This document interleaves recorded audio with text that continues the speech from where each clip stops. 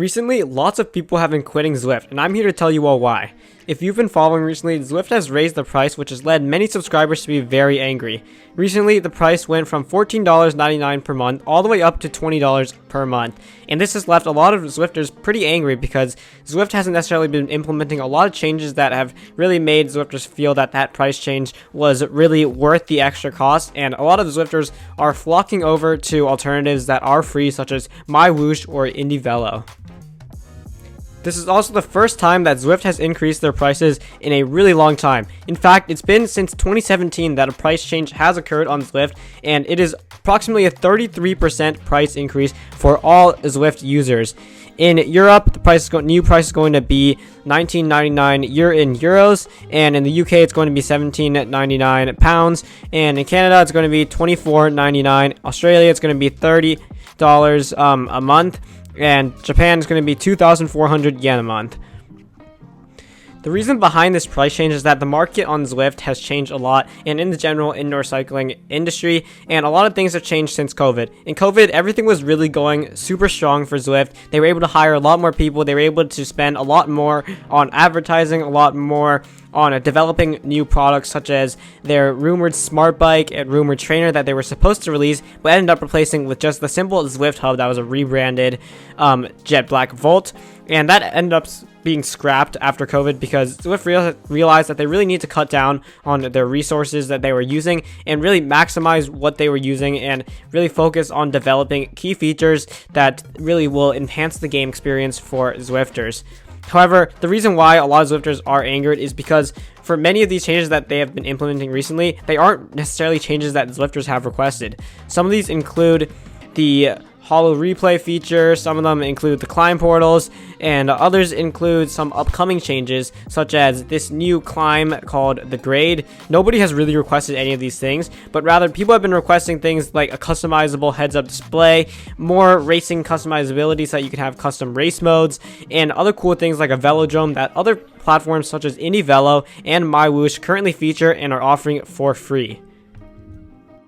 Another way Zwift is justifying this price increase is by showing users that they've done quite a bit since the last price increase, and that includes adding Alpe du Zwift, Fuego Flats, Titans Grove, Southern Coast, Innsbruck, Bologna, Yorkshire, Crit City, France, Paris, Mercury Islands, and a whole lot of other maps. And it's also added in-game steering, clubs, robo-pacers, teleporting, climb portals, and virtual shifting. So if you think about it, quite a bit has changed on the platform, but whether these features are really worth it in order to make you stick with Zwift rather than switching to another platform is ultimately going to be up to you and how big your budget is and how much it allows for an extra $5 a month, which ultimately adds up to $60 extra every year. However, you can purchase an annual plan, which will bring the price down a decent amount because the annual membership is $199, which comes out to be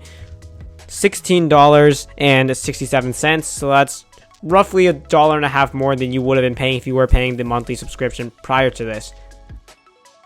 So now that I've sort of shared the information about this price change and what has really occurred on Zwift, I'm going to be sharing some of the effects of this and some alternatives you guys can be looking towards if you are looking for an alternative to Zwift. First of all, this has had a decent effect on Zwift, and in the summer months, we don't typically see a lot of Zwifters on the platform, especially because it is quieter, and with this recent price increase, it's going to be more and more likely that riders are not going to leave their Zwift subscription going through the summer months. They're simply going to cancel it and just restart it again in the winter, and that's something that many Zwifters did prior to this, but I think now that there's been attention called to this increase in price, and now that it's $20 a month rather than $15, a lot more riders are going to be inclined to just cancel their Zwift subscription, then restart it later on in the winter when they're actually using it more often. And this will likely lead to a bit of a decline in how many users we see on Zwift. Additionally, I've seen a large intake in Zwifters who are interested in switching to MyWhoosh and other platforms like IndieVelo. Especially on my YouTube channel, I can see all the statistics to see who is watching what videos, so I can see that there are tons of people watching my video about Zwift versus MyWhoosh. And that is really getting a lot of traffic, and my video is only getting a fraction of the views compared to other videos, which means that there are a ton of users who are interested in leaving Zwift and ditching it for a more cost-effective option such as MyWhoosh. Additionally, MyWhoosh has been developing at a much quicker pace than Zwift has. Same with IndieVelo, and they've added a lot of features that the community has been requesting, rather than building through their own thing like Zwift has been doing. They try to listen to the community, listen to what the community wants to see on the platform, and that has helped them grow at a significantly quick pace.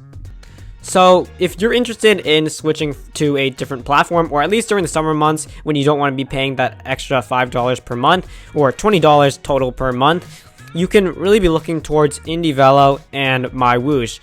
I'd say that those two options are going to be your best bets if you're looking for something similar to Zwift that still offers some more features compared to Zwift. Especially for you racers, those platforms are going to be much more welcoming, and you're going to see a lot more racing protocol involved, and you're going to, in general, see a bit fairer of a race when you are racing on those platforms. But overall, they're going to be developing at a quicker rate. You're not going to have to worry about a fee, and you're not going to feel like you're paying for a platform that is infested with bugs, as some say, or one that is full of features that nobody is really requesting. So you do get that competitive edge over Zwift. However, you are not going to have that as much as that community aspect. So if the community is really going to be a priority for you, then Zwift is definitely the way to stay, because even with this price change, there are going to be easily hundreds of times more riders on Zwift at all times compared to MyWhoosh or IndieVelo, because those platforms are just so much smaller and their user base is so much smaller, and they don't have as much a community built around them, that it's just not going to be as exciting when you're doing group rides or anything like that, because most of the riders are going to, in fact, going to be bots to really fill up the roads and make it feel like you're riding with other people, but in reality you're just riding with a bunch of bots that the platform has created to make the roads look a bit more full. Now, what could have Zwift really done in order to prevent this big exodus of riders leaving Zwift and switching over to more affordable options such as MyWhoosh or IndieVelo? What I think they could have done is really announced this price change in a more orderly fashion and done it alongside a major feature release that the community has been waiting for a while. And that is something like a customizable heads-up display that has lots more options than the ones outlined in this season on Zwift. That would get a lot of riders hyped up, because a lot of riders have really been requesting that for a really long time. So it is a well-wanted feature amongst the Zwift community, and that would help riders justify that extra cost increase. Additionally, I think that they should introduce a family plan, because there are a lot of households that use Zwift with a husband and wife, or a couple, or a whole family as a whole with their kids all on the platform, and just having a family plan is going to make things a lot more affordable for a lot of Zwifters, and apps like Rouvy do have this already implemented, so that is another edge that Rouvy has over Zwift. Now, I have heard a few rumors about an upcoming family plan, but at the moment, I haven't received anything official or heard anything remotely official from Zwift saying that this is actually a thing and that this is really legit. So I would not keep your hopes up for an upcoming family plan. And if you are looking for an alternative, I highly recommend checking out my videos that I do have linked below that will help you navigate the world of alternatives and see which one's really going to suit you best. Now, I'd like you to comment below what platform you are using and whether you are going to stick with Zwift. Thank you all for watching. Please leave a like, subscribe, and with that, see you all next time. Ride on.